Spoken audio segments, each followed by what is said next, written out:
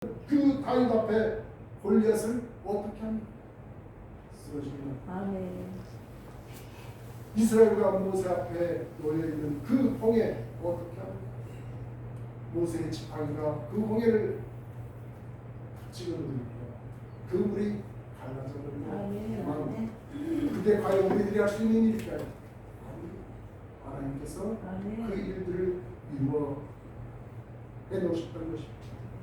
저는 하나님께서 우리의 인생과 가정과 일들을 이어하고 울게 만드는 적들을 무너뜨리실 줄로 믿습니다. 우리 부부는 왠지 행복할 수 없을 거야라는 그런 좌절도 무너뜨리실 줄로 믿습니다. 우리 아이에게는 희망이 없다라고 하는 그런 절망감도 무너뜨리실 줄 믿습니다. 우리 교회를 에워싸고 비방하는 이 세상의 적들을 무너뜨리실 줄 믿습니다. 교회가 부흥되지 않는다는 그 좌절감도 무너뜨리실 줄 믿습니다. 이제 우리 시인들 부흥이 어렵다라고 하는 그 고정관념도 깨뜨리실 줄 믿습니다. 여러분들이 그 마음을 안 가지시면 그것은 하나님께서 이루어 가시는 우리들이 하는 일은 아니겠죠. 여러분 하나님을 바라보시기 바랍니다. 하나님께서 이루실 그 큰일을 사모하시는 저와 여러분이 되기를 주님의 이름으로 축원드립니다. 이 바벨론의 멸망과 유다 백성들의 예루살렘 기회는 갑자기 결정된 일이 아니었다는 것, 우연히 이루어진 일이 아니었다는 것입니다. 이 예루살렘이 느부갓네살에 멸망하기 전부터 이미 예견되어 있었던 것입니다. 바로 하나님의 선지자들이 다 선포했던 내용들입니다. 하나님께서는 이 에레미야를 통해서 예루살렘의 멸망과 유다의 구원까지도 말씀해 놓으셨습니다.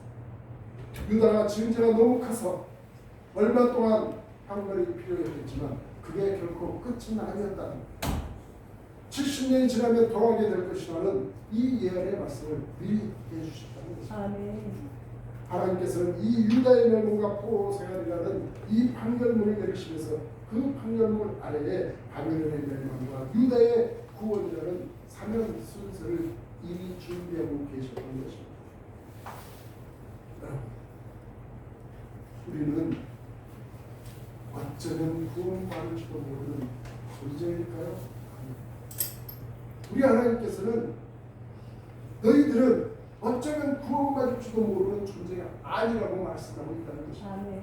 우리는 어쩌다가 되는 사람들이 아닙니다. 텔레비전에서 요즘 유행하는 어쩌다 멘저스, 어쩌다가 아니라는 거예요. 당연한 거라는 거예요. 우리의 구원은 이미 정해진 것입니다.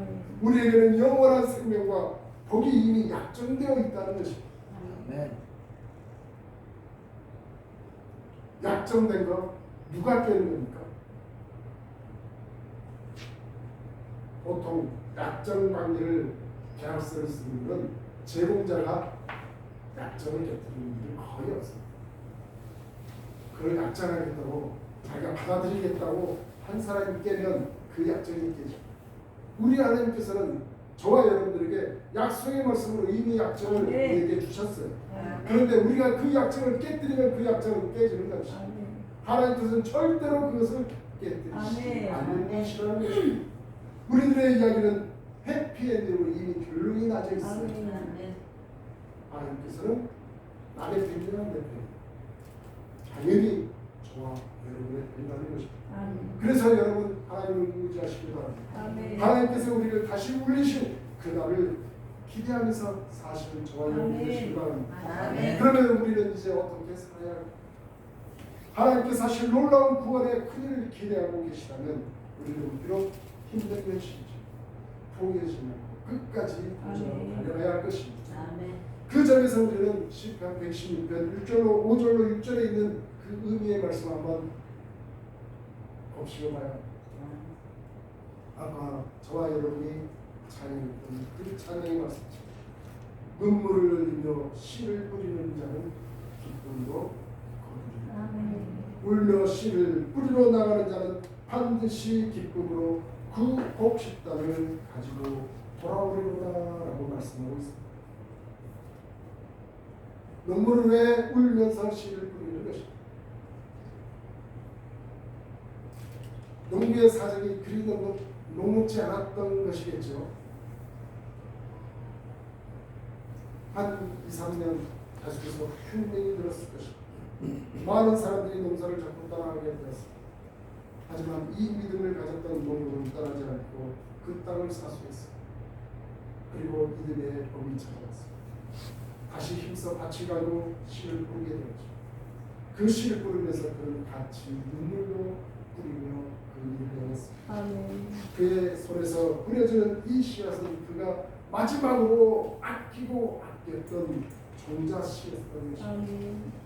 배가 고프면 그거라도 먹어서 허기를 면할 수 있었겠지만 지금 그 모든 어려움과 힘든 그 과정을 그는 애써 참아갑니다. 자신의 사랑하는 그 아이들이 먹을 것을 달라고 그렇게 했을 때도 이것마저 먹으면 우리는 살 길이 없단다. 그렇게 그 아이들을 달래며 힘든 그 과정을 눈물로 세월을 보내면서 아끼고 아꼈던 것을 이듬해 그 밭을 가며 애써 눈물로 씨를 뿌렸던 것입니다. 이 농부는 참았던 것입니다. 그랬더니 결과가 어떻게 됐어요? 그가 뿌린 씨앗과 그 씨앗 위에 떨어졌던 그 뜨거운 눈 위에 하나님께서 비를 내려주셨던 것입니다. 그리고 따스한 햇볕도 주셨던 것입니다. 그래서 다른 곡식과 채소까지 나기 시작했습니다. 가을 추수 때까지 먹을 수 있는 과일도 주셨던 것이죠. 그들은 눈물로 씨를 뿌렸기에 이제 기쁨으로 단을 거두게 된 것입니다. 무슨 의미입니까? 이게 무슨 의미입니까? 포로 생활이 힘들어도 다시 돌아오게 하실 것이라는 그 하나님의 말씀을 믿고 눈물을 뿌리면서도 포기하지 않고 기다린 그 결과가 바로 예루살렘으로 돌아가는 이 유다 백성들의 모습이었다는 것입니다. 다시 한번 여러분들에게 공면을 합니다. 힘들어도 멍에를 치십시오. 멍에를 쥐고 힘들어도 삶에 도전하십시오. 계속 집안일을 살피시고 계속 일도 하시고 계속 반영하십시오. 때가 되면 반드시 추수할 때가 오게 되어 있습니다. 지금은 아무것도 눈에 보이지 않는다 할지라도 포기하지 마십시오. 여러분, 우리나라에 최초로 장로교 선교사였던 온도우드 선교사는 조선에 와서 힘들 때 이렇게 기도했다고 잠시 그분의 기도 내용을 여러분에게 소개하겠습니다. 우리 장로교의 온도우드 그 선교사님은 이 척박한 이 조선 땅에 와서 선교를 하면서 그는 이렇게 하나님께 간절히 기도했어요. 주님, 메마르고 가난한 땅, 나무 한 그루 시원하게 자라오르지 못하고 있는 땅에 저희들을 옮겨와 심으셨습니다. 그 높고 넓은 태평양을 어떻게 건너왔는지 그 사실이 기적입니다. 주께서 붙잡아 뚝 떨어뜨려 놓으신 듯한 이곳, 지금 아무것도 보이지 않습니다. 보이는 것은 고집스럽게 얼룩진 어둠뿐입니다. 어둠과 가난과 인습에 묶여있는 조선 사람들입니다. 그들은 왜 묶여있는지도 모릅니다. 묶여있는 것이 고통이라는 것도 모르고 살아가고 있습니다. 고통을 고통인 줄 모르는 자에게 고통을 벗겨주겠다고 하면 그들은 의심부터 하고 화부터 냅니다. 조선 남자들의 속셈을 도대체 알 수가 없습니다. 그리고 이 나라의 정부도 어떤 속을 가지고 있는지 알 수가 없어요. 그리고 그때 당시 여자들이 이렇게 얼굴을 뒤집었었죠. 여자분들은. 그리고 이 장옷을 쓰고 다니고 가마를 타고 다니는 여자들은 영영 볼 기회가 없으니 어찌하나 라는 생각까지도 듭니다. 조선의 마음이 보이지 않습니다. 그리고 저희가 하게 될 일이 어떤 것들인지 그 일이 어떻게 나타나게 될지는 전혀 보이지 않습니다. 그러나 주님 순종하겠습니다. 지금은 우리가 한 고지 위에 맨손으로 서 있는 것 같으며 지금은 우리가 서양 귀신 양귀자라고 손가락질 받고 있어요. 저들이 우리의 영혼과 하나인 것을 깨닫고 하늘나라의 한 백성 한 자녀임을 알고 눈물로 기뻐하는 날이 있음을 믿습니다. 이곳이 머지않아 은총의 땅이 되리라는 것을 믿습니다. 주여, 오직 제 믿음을 붙잡아 주소서라고 기도했다. 정말 대단하지 않습니까? 그분의 그 선교활동을 통해서 우리나라 아니 이 은혜교회가 이렇게 우리 서 있을 수 있는 그 기간을 하나님께서 이 언노드 선교사라는 사람을 이 땅에 자신이 표현한 것처럼 뚝 떨어놓은 이곳에 그를 보내셨습니다. 하나님의 나라를 세울 때 필승 받겠던 것입니다. 그가 눈물로 하나님 앞에 기도를 통하여 이 나라가 이렇게 여러분이 하나님을 그 믿는 믿음 안에서 영생에 하나님의 함께 하심을 믿고 사는 귀하고 복된 하나님의 자녀가 되었다는 이 놀라운 사실 저로 가슴을 벅차게 만듭니다.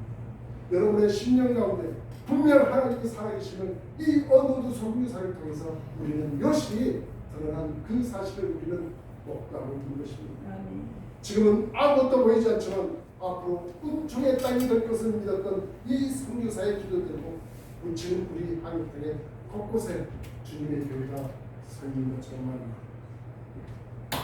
아까 좀 전에 여러분들에게 말씀드렸던 거죠.